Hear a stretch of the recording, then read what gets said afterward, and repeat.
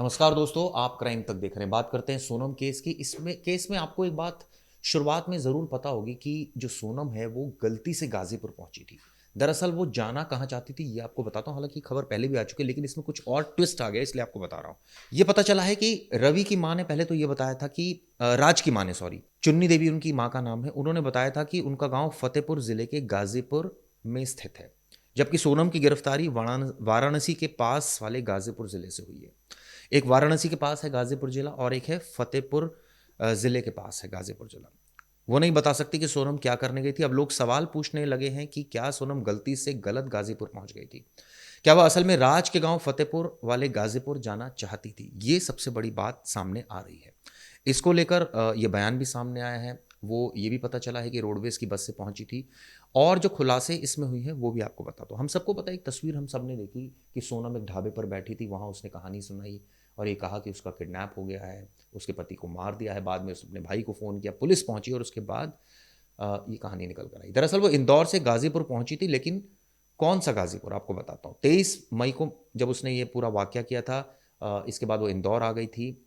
ये पता चला कि वो राज ने उसको यूपी भेजने की तैयारी की थी। यहीं से कहानी में कन्फ्यूज़न कैसे हुआ। दरअसल चुन्नी देवी जो उनकी माँ है राज की, उन्होंने बताया था कि उनका गांव फतेहपुर ज़िले के गाजीपुर में है, जबकि सोनम की गिरफ्तारी वाराणसी के पास वाले गाजीपुर ज़िले से हुई।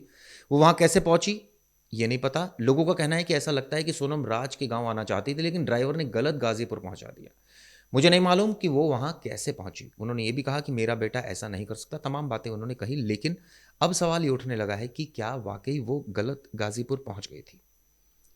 आपको एक और बताता हूँ, उजाला यादव का एक मामला सामने आया। दरअसल एक लेडी है, ये बता रही थी कि इसने देखा, ये गाजीपुर में मौजूद थी, उसने देखा कि उजाला यादव एक लेडी है, उसने देखा कि सोनम, वो वीडियो देख रही थी सोनम से संबंधित। सोनम उसके पास खड़ी थी, वो घबरा गई, उसने कहा ये सब मत देखो। इसके बाद उजाला ने वीडियो देखना बंद कर दिया था। इसी दौरान सोनम ने उजाला से मोबाइल फोन मांगा और कुछ एक नंबर टाइप किया, उसको बाद में डिलीट कर दिया। अब आपको बताता हूँ ये कौन है उजाला और इसका इस केस से क्या रोल है, क्या इससे ये स्टैब्लिश होगा कि वो वहां पर मौजूद थी। ये आपको बताने की कोशिश करता हूं। उजाला ने दावा किया कि उसने हत्या के आरोपी सोनम के साथ 8 जून की रात, ध्यान से सुनिएगा, 8 जून की रात वाराणसी से गाजीपुर तक रोडवेज बस में यात्रा की थी। यानी वाराणसी से गाजीपुर, ये वो वाला गाजीपुर है जो वाराणसी के पास है। लेकिन हैरान करने वाली बात यह है कि सोनम गाजीपुर नहीं बल्कि गोरखपुर जाना चाहती थी। आप सोचिए। और जब ट्रेन नहीं मिली तो रोडवेज बस से उसने जाने का विकल्प चुना। कैसे, बताता हूँ। वो खुद भी उस रात लखनऊ से ट्रेन पकड़ वाराणसी कैंट स्टेशन पहुंची थी। उजाला ने बताया कि वो लखनऊ से उसने ट्रेन पकड़ी और वाराणसी पहुंची। वहां उन्होंने पहली बार सोनम को दो युवकों के साथ देखा। अब वो कौन दो युवक थे? प्लेटफॉर्म पर खड़ी उससे बातचीत कर रही थी। जब सोनम ने ट्रेन और बस की जानकारी मांगी तो सोनम का कहना है कि उसे बताया गया कि गोरखपुर की ट्रेन सुबह 3 बजे आएगी, लेकिन अगर वो चाहे तो रोडवेज बस से जा सकती है, इसके जो कैंट स्टेशन के बाहर से मिल जाएगी। इसके बाद सोनम को ट्रेन का इंतजार करना उचित नहीं लगा। उसने सोचा कि मैं क्यों इंतजार करूं, बस से गोरखपुर जाने का उसने फैसला किया। जब दोनों वाराणसी रोडवेज बस स्टैंड के प्लेटफॉर्म नंबर 7 से बस में चढ़ी तो सोनम ने चेहरे को कपड़े से ढक लिया था। एक और बात सामने आई है। ये बताते हैं कि जो कैंट स्टेशन है वहाँ, ये लखनऊ से ये वाराणसी कैंट स्टेशन पहुंचे थे। वहाँ इसने सोनम को दो युवकों के साथ देखा, यानी स्टेशन पर देखा। और वहाँ उसने पूछा गोरखपुर जाने की ट्रेन, तो बताया 3 बजे है। तो बस में कैसे गई? जब दोनों वाराणसी रोडवेज बस स्टैंड के प्लेटफॉर्म नंबर 7 से बस में चढ़ी तो सोनम ने चेहरे को कपड़े से ढक लिया था। अब इसको आना था ये गाजीपुर, वहां से गई। तभी पहली बार उसका चेहरा ठीक से देखा, ऐसा वो कहती है। सोनम बेचैन थी। बार बार वो गोरखपुर की दूरी, समय और पहुंच के बारे में पूछ रही थी। सवाल ये उठता है कि क्या वो नेपाल भागने की तैयारी में थी? क्या जो दो युवकों से बात कर रही थी वो लोग कौन थे? क्या वो राज था या दूसरा था? फोन डिटेल से काफी कुछ क्लियर होगा। इसके बाद उसने अपने मोबाइल पर राजा से जुड़ी खबरें और वीडियो देख रही थी तो वो घबरा गई।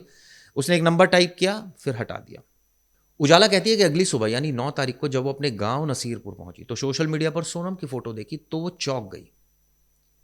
उसने तुरंत गाजीपुर के नंदगंज थाने में सूचना दी। उसने बताया कि भाई ऐसे ऐसे एक लड़की थी जो वाराणसी कैंट पर उसको मिली थी, गोरखपुर जाने की बात कह रही थी।